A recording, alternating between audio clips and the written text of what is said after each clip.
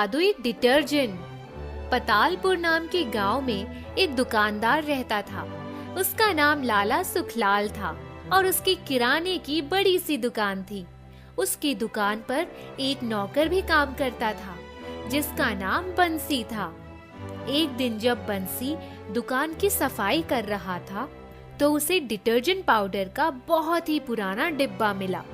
डिब्बे पर पूरी तरह से धूल जमी थी और लग रहा था कि अब वह किसी काम का नहीं रहा।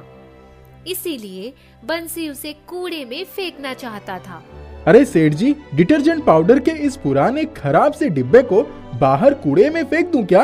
अरे सुबह सुबह क्यों नुकसान करने पर तुला है बंसी? इसे अच्छी तरह से साफ करके चमका के दुकान में रख दे। किसी उधार वाले ग्राहक को बेच देंगे, कुछ तो पैसा आएगा ना। ठीक है सेठ जी, रख देता हूँ। इतने में गांव का पहलवान मरोड़ सिंह वहां आ जाता है। अरे लाला जी, एक डिटर्जेंट पाउडर का पैकेट दे देना। ऐसा वैसा पाउडर मत देना, बढ़िया पाउडर देना। ऐसा पाउडर जो कपड़ों को चकाचक चमका दे।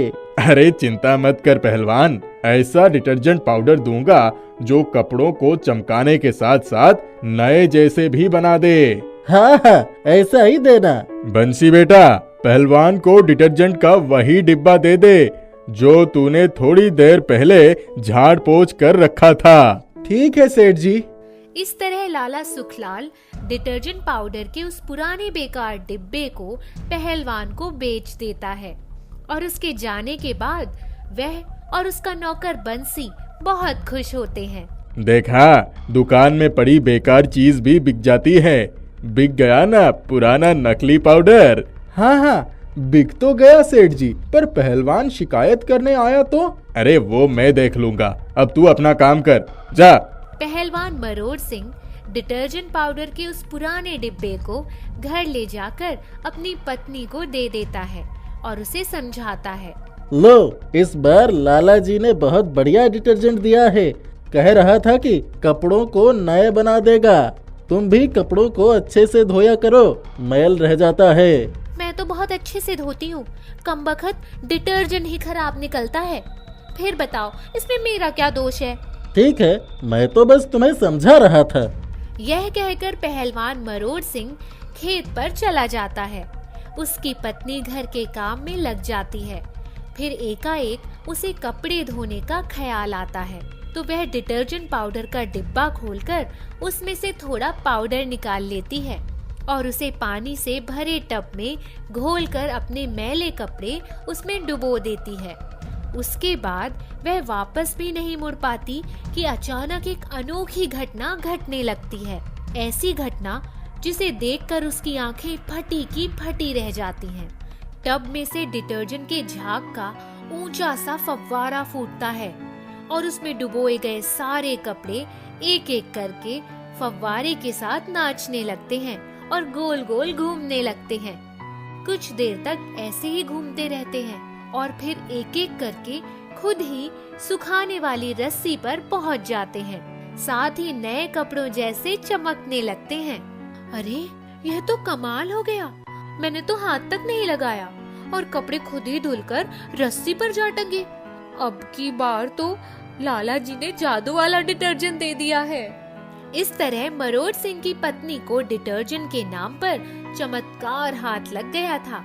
न डिब्बे में रखा पाउडर ही कभी कम होता था और न ही उसे कपड़े धोने में मेहनत करनी पड़ती थी।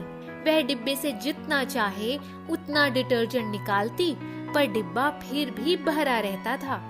इसी तरह कई महीने बीत गए और मरोड़ सिंह की पत्नी लाला सुखलाल की दुकान पर जाती है। पहलवान की बहू, एक बात पूछना चाहता हूँ। हाँ, पूछो लाला जी, क्या पूछना चाहते हैं? घर में डिटर्जेंट की फैक्ट्री लगा ली है क्या?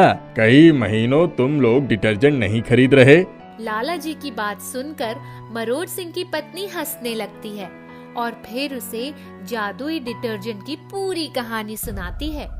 लाला जी, आपने तो चमत्कारी डिटर्जेंट दे दिया था, वो तो बड़े ही कमाल का निकला। वह तो खुद ही कपड़ों को धोकर सुखा देता और मुझे तो जरा भी मेहनत नहीं करनी पड़ती। ऊपर से डिब्बे में रखा डिटर्जेंट कभी कम नहीं होता, डिब्बा हमेशा भरा रहता है।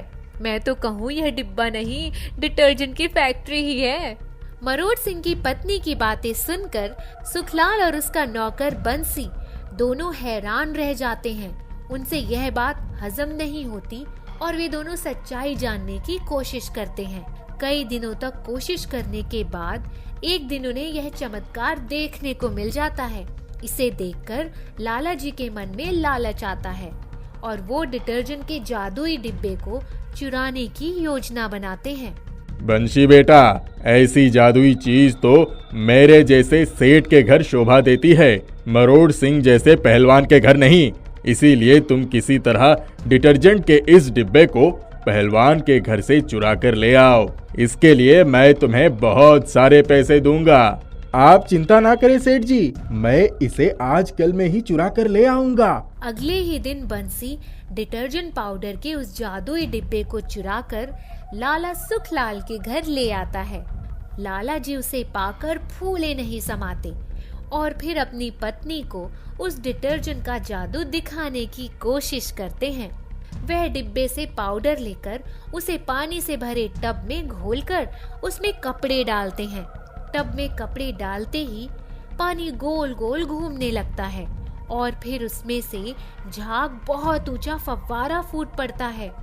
देखते ही देखते यह झाग वाले भयंकर चक्रव्यूह में बदल जाता है और कपड़ों की जगह बंसी, लाला जी और उसकी पत्नी घूमते हुए नजर आते हैं। तीनों चिल्लाते हैं, बचाओ बचाओ, कोई हमें बचाओ। फिर धीरे धीरे वह झाग वाला पानी सैलाब बनकर बहने लगता है। इस सैलाब में लाला जी का पूरा घर, दुकान सब डूब जाता है। अंत में डिटर्जेंट का यह जादुई डिब्बा गायब हो जाता है और इसके साथ ही सैलाब भी शांत हो जाता है।